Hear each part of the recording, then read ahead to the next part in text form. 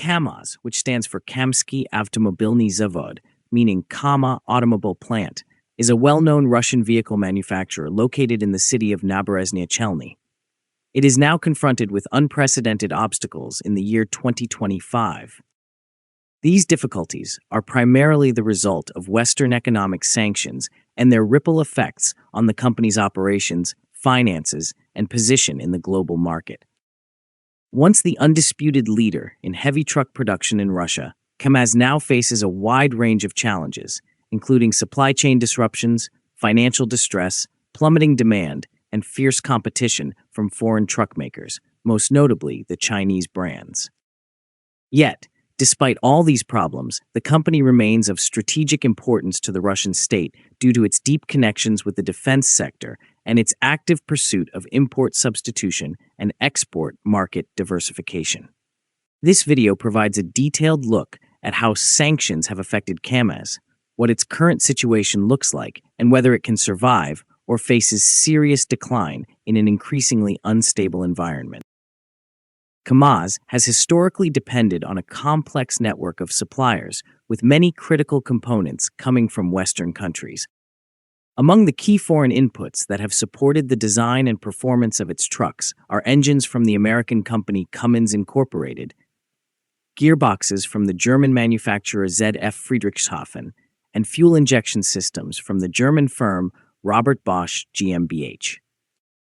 When Russia launched its invasion of Ukraine in 2022, these supply lines were severely disrupted as sanctions cut off access to Western components. This forced KAMAZ to halt or sharply reduce production of many of its modern truck models that relied heavily on imported parts. The company also lost its joint venture and production cooperation with Daimler Truck, part of the German Mercedes-Benz Group, which had previously provided advanced cabin designs and technical assistance. Pause 0. When sanctions tightened, Daimler divested its stake in KAMAZ entirely, leaving the Russian manufacturer without a major Western partner. The loss of these collaborations further complicated KAMAZ's access to advanced vehicle technology and high-precision components.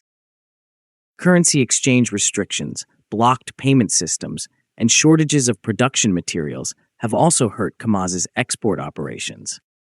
Many foreign customers hesitate to do business with the company due to counterparty risks, while the strong Russian ruble relative to other currencies reduces the profitability of export revenues when converted back into domestic currency. Consequently, export markets in Kazakhstan, Uzbekistan, Vietnam, and potential new buyers such as Mozambique have all seen a sharp decline in orders. This contraction in exports has further strained the company's fragile financial stability. KAMAZ's financial performance has deteriorated dramatically. Its net profit collapsed by a factor of 28, falling from roughly 20.4 billion rubles in 2023 to just 731 million rubles in 2024. By the first half of 2025, the company was already reporting a net loss of around 20.8 billion rubles. This sharp decline is not only the result of market shocks, it is also caused by rising financing costs, heavier taxation, and the operational complications of sanctions and rushed import substitution. In response to these disruptions, KAMAZ developed a detailed plan to replace imported parts with locally sourced alternatives or with components from nations not under sanctions, primarily China. However, this shift presents enormous challenges. Developing reliable, high-quality substitutes for complex parts such as electronic control units, fuel injection systems, and safety modules requires time, testing, and significant investment. Quick fixes using hastily made substitutes often lead to quality issues, damaging the company's reputation and increasing warranty costs. The company has also been forced to trim its product lineup, delaying or discontinuing newer, high-end truck models that relied on Western technology. Instead, it has shifted production back to older or simplified designs that use fewer imported components, prioritizing continuity of production over technological advancement. While this helps maintain operations, it reduces the company's competitiveness as consumers now expect more sophisticated, fuel-efficient, and electronically enhanced vehicles. Competitors who continue advancing technologically widen the gap further.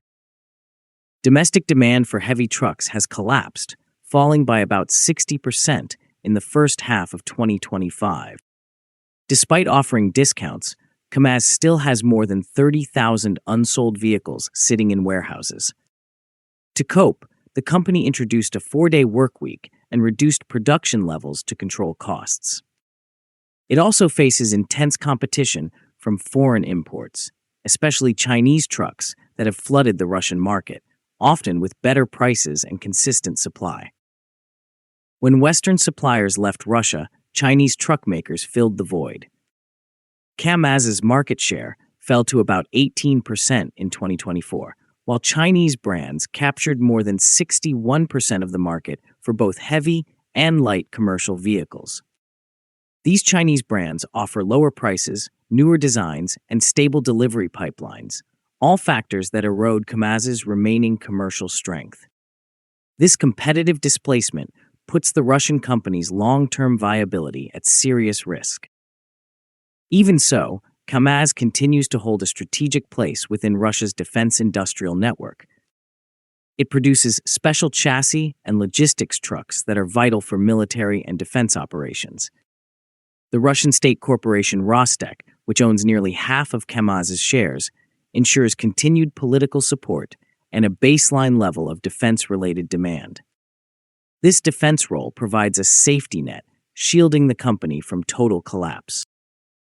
KAMAZ is intensifying its efforts to replace banned foreign parts. Its new K5 generation of vehicles, introduced in 2025, is said to be free from components sourced from what Russia calls unfriendly countries. Achieving full independence for high-value components is both a technical and financial challenge, but it remains essential for the company's survival. Export diversification offers a limited ray of hope. KAMAZ is negotiating with friendly nations to establish local assembly plants, such as one proposed in Mozambique, and is pursuing new markets in Asia, Africa, Central Asia, and South America. These regions offer smaller, less lucrative markets, but can partially offset domestic stagnation and international isolation caused by sanctions.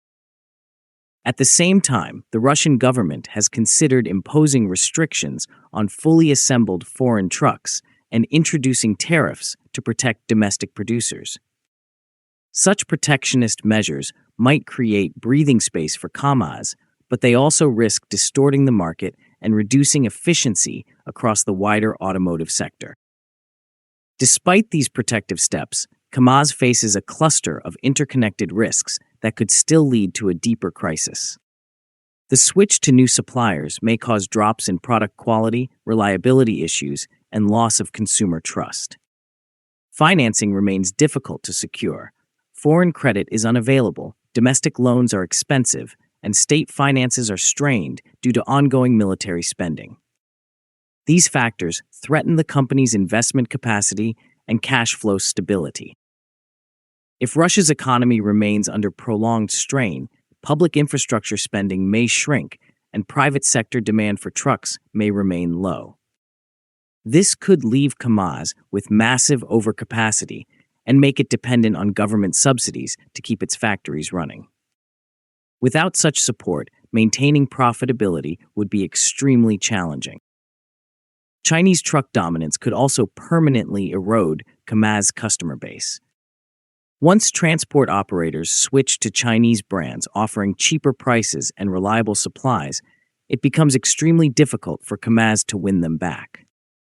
Secondary sanctions on suppliers and financial intermediaries could further complicate the company's recovery efforts, while political instability or corruption could undermine any state aid programs. Currency fluctuations and rising import costs continue to squeeze profit margins, especially for parts that must still be purchased abroad through indirect channels. This creates an ongoing drag on financial recovery.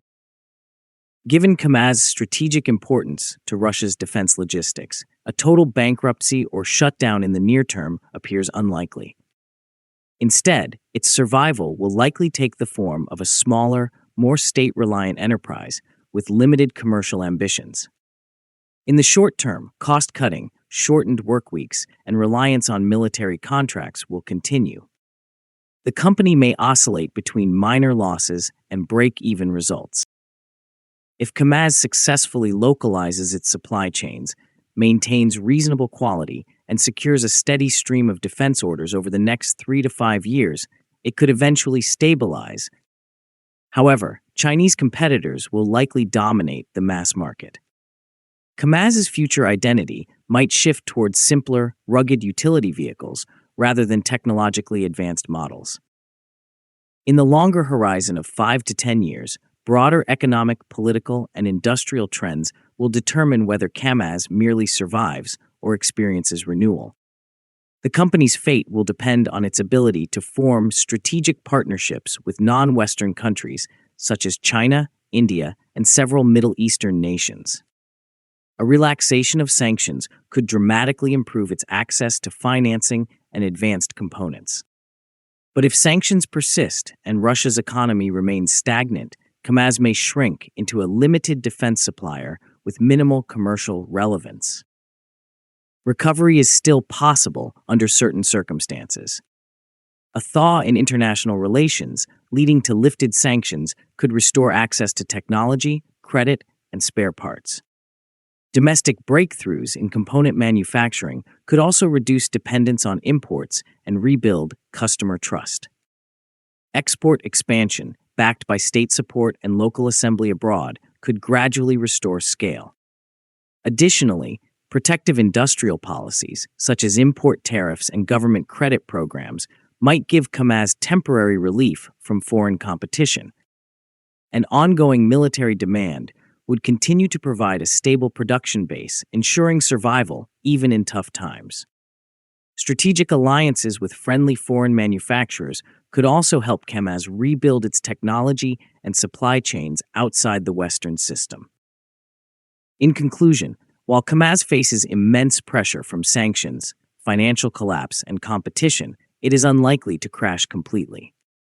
What lies ahead is a long, difficult struggle marked by reduced size, lower profits, and a permanent loss of market dominance. State support and import substitution will keep it alive, but the company's commercial truck division has suffered irreversible setbacks compared to its Chinese and other international rivals.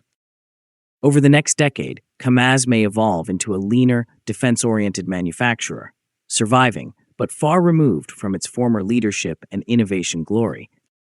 Its future will depend heavily on geopolitical changes, industrial strategy, and its ability to adapt under continued constraints.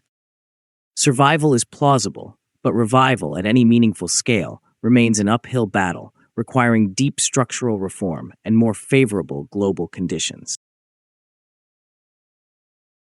If you find this video informative, please like, subscribe, and share. Please also take our membership to encourage us.